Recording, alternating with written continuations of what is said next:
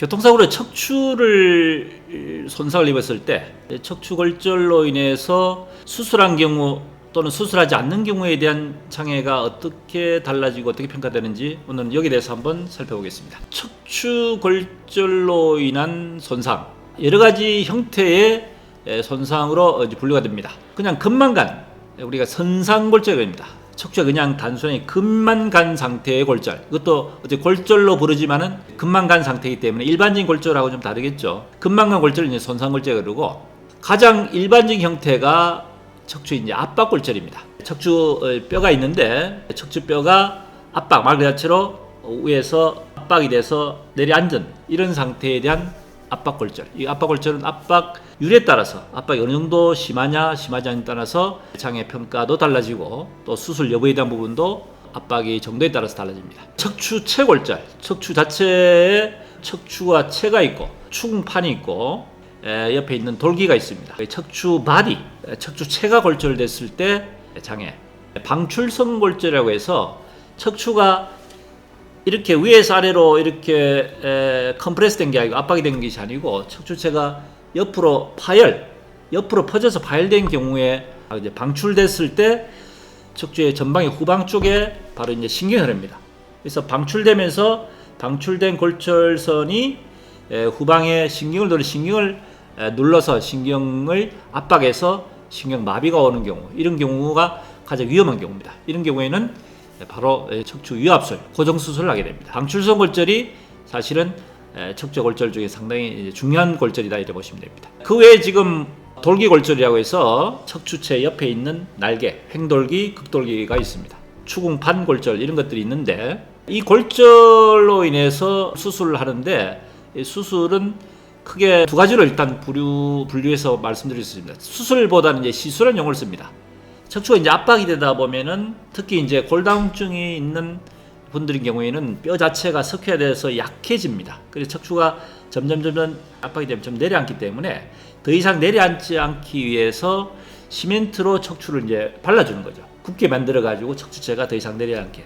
그것을 시멘트 성형수술, 풍선 성형수술 이렇게 이야기합니다. 근데 이거는 사실 수술이라기보다는 시술로 보면 됩니다. 그리고 실제적으로 수술을 한다면은 척추 고정 유압술, 척추체가 압박이 된다든지 신경을 누르게 됐을 때 척추와 척추의 마디를 고정해서 금속을 고정하고 유압을 묶는 거죠.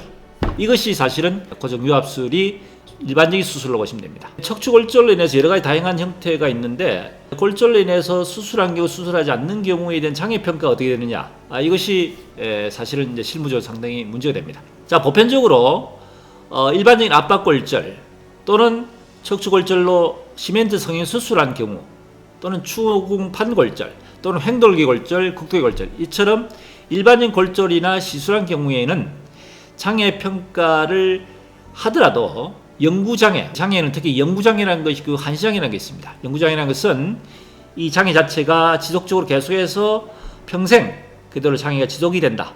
영구적으로 지속이 된다. 그것이 이제 영구장애라고 평가를 하고, 그 밖에 한시장애라고 있는데, 한시장애라는 것은 그 용어 자체의 의미처럼 장애 자체가 일정 기간, 3년, 5년 이렇게 일정 기간 동안에만 장애가 존속이 되고 그 이후로는 장애 인정을 안 해준다. 그래서 한시적 장애로 평가하는 경우. 피해자의 소득이 있다면 소득에 대한 장애율, 노동 상실률이 있다.